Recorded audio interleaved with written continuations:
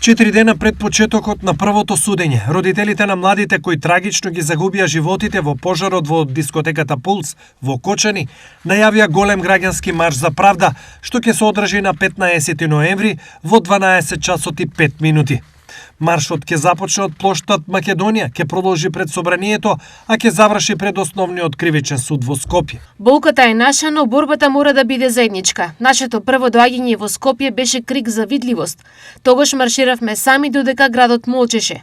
Сега ве повикуваме сите да дојдете, без посредници, без лаги, без манипулации.